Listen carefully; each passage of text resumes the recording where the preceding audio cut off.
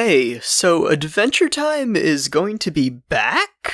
For the past few weeks, there were murmurings of a project codenamed Rumblejaw that seemed to inquisitive onlookers like it might be affiliated with Adventure Time. And indeed it was. Turns out we're getting a continuation of the series. It's been announced there will be 4 specials, and each of these is supposed to be an hour in length, which will certainly be an interesting new format to see Adventure Time hijinks in. Assuming they are a full 60 minutes rather than 45 or something, that is the equivalent of 22 episodes. Adventure Time Distant Lands will premiere sometime in 2020 on HBO Max, which, considering that it's on an exclusive streaming platform in the United States, and there hasn't been word on how other countries can view it yet, for a whole lot of people that probably means yar har fiddle-dee-dee.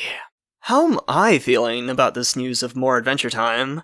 At the moment, kinda weird, actually. I'm tentatively apprehensive. I am, of course, intrigued, but rather than excitement, there's more of an uneasy knot in my stomach. I obviously hope it turns out great, but I'm gonna abstain from having any expectations for the time being. When these specials are out, and if I enjoy them, that's when my excitement will overflow. Detaching from potential expectations is how I try to approach most media in general, so please don't let my personal outlook dissuade any excitement that you might have. One of the reasons I'm somewhat at odds with this news might be because I did come completely to terms with Adventure Time being over. I thought the finale was a great ending point. It brilliantly captured the feeling of a world that continues to live on without us, so being able to jump right back into that world, it feels a bit awkward for me. I just can't help thinking of that one scene in Bananas. And maybe we can bring it back. There's no reason it can't have a new dawn. Blenizons! Okay, boys, close it down!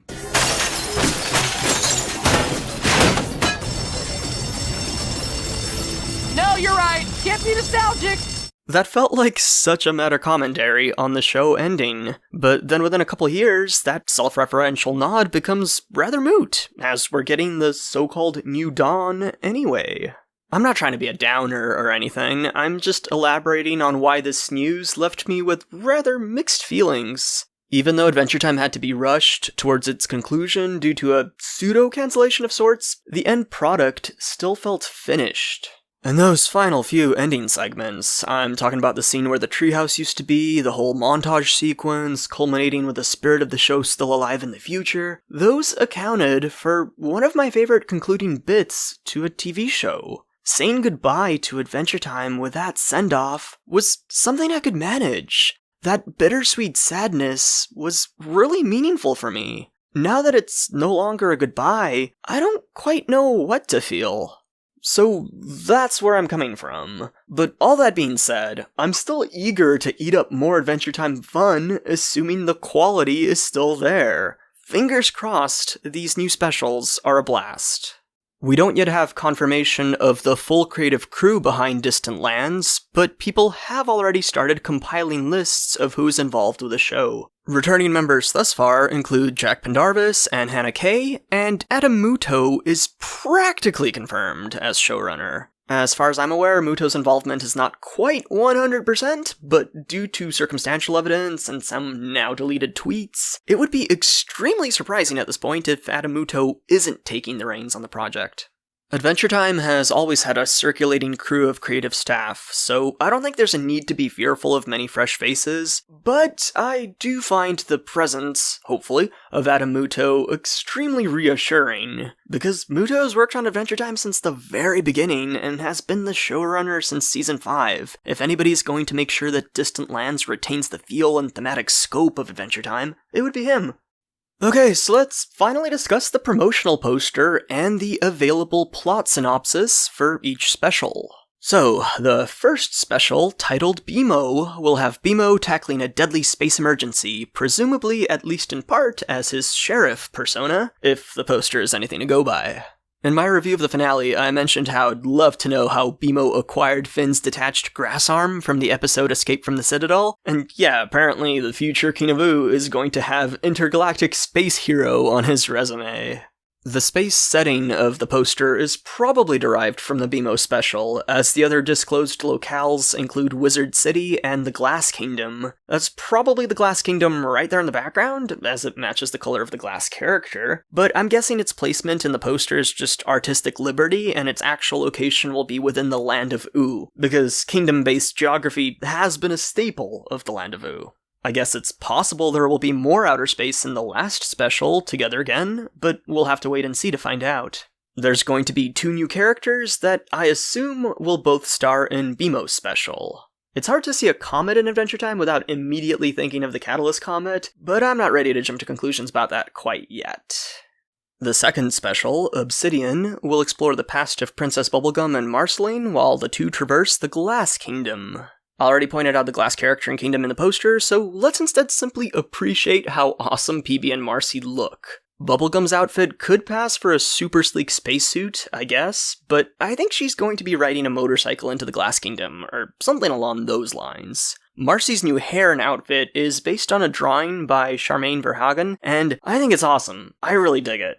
So Obsidian kind of sounds like it's going to be an hour-long version of Varmints, except instead of Bubblegum and Marcy reconnecting, we goddamn better get to witness the progression of their romantic relationship. Hell, I'd even love for them to be in the middle of a romantic squabble. It's confirmed the special will explore problems they've had in the past, so it would be neat to juxtapose struggles of the past with issues they might be having in the present. I've just been so tired of networks forcing creators to tiptoe around queer relationships in all-ages cartoons, and often only allowing them to be expressed at the very end of a series. PB and Marcy were essentially Schrodinger's gay right up until the end. I mean, the shirt scene is kinda hard to explain away, but almost everything else up until the finale has a veil of plausible deniability. I want the same portrayal and level of focus that straight relationships have always been granted. Distant Lands is going to be on HBO Max. I don't expect all the characters to start saying fuck, because it's obviously still going to be a child-friendly cartoon, but the network aversion and phobia of portraying queer relationships in all-ages cartoons needs to fucking go already. In conclusion, show the gum and vampire in love, or I riot! Wizard City is the next special, where Peppermint Butler is going to be trying to work his way back to his mastery of dark magic. And I'm definitely a fan of Abracadaniel growing his hair out. I don't have much else to say about this special at the moment. Wizard City is super wacky and is home to a bunch of zany characters, so hopefully it'll be a wild ride. And the last special, Together Again, has the most vague plot synopsis of them all, but it implies that Finn and Jake have been apart for a decent chunk of time. We don't yet know how much time has passed since the last time they were together in the finale. Finn doesn't appear that much older, but it could very well have been a year or two. We saw Jake and Lady hanging out together in the finale's montage, and the humans arrived in Oo along with Finn's techno-mom, so I assume the two separated simply because their life paths finally took different directions. Real quick aside, Finn's new robot arm, which I really liked Finn lacking a prosthesis at the end of the finale thematically, but in terms of practicality, yeah, it does obviously help to have 2 hands. Anyway, the new robot arm visually extends further up than where Finn's arm was cut off, which is really bothering me. I would guess this is just a slight visual error, cause the alternative would be kinda weird. So Finn is like straight up holding the Rod of Asclepius, upside down, seemingly as a substitute for his new sword? Asclepius, I'm probably pronouncing the name wrong, is a Greek deity associated with healing and medicine, and the Rod of Asclepius is often used as a symbol for medical organizations. In the US, the caduceus has a history of being mistakenly used in its place, but the symbology is supposed to be associated with the Rod of Asclepius. Finn's mom is basically a doctor, and y'all remember the episode Do No Harm? Perhaps Finn has not only been helping the humans adjust to the Land of Oo, but maybe Finn has also been trying to learn a bit about the medical profession on top of that. Seriously learn this time? Also, if we're going to be hypothesizing, I can't help but think back to the dreamscape in the finale when the cosmic owl had a snake in its mouth, and maybe there's some symbolic association going on there. We'll have to wait and see. Also, it would be pretty cool to see Finn pass the Night Sword on to Sweet Pea, as in the finale we saw that future Sweet Pea has a gigantified version of it. Although I guess maybe Sweet Pea would be too young at this current moment in time to be trusted with a sharp-edged weapon. Obviously, I'm very intrigued by the rod Finn is holding and what all that's going to be about. Okay, so that's gonna be it from me for now. Adventure Time Distant Lands will premiere in 2020. I hope it's good. Please let the specials be good.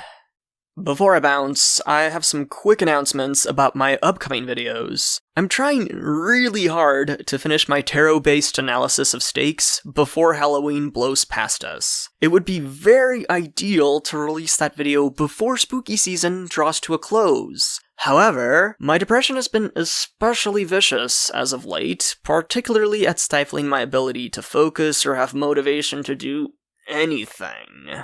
I haven't even been able to livestream for a while because my headspace has just not been great. So, apologies in advance if there's a delay. Thanks for the patience and understanding, everyone. I really appreciate it. After I finally get that stakes video out of the production hell that it's been stuck in for forever, I'll finish up the second half of my Infinity Train review. By the way, if you haven't seen Infinity Train yet, I'd highly recommend you do so. It was a very good show. And that'll be all. Uncivilized Elk out.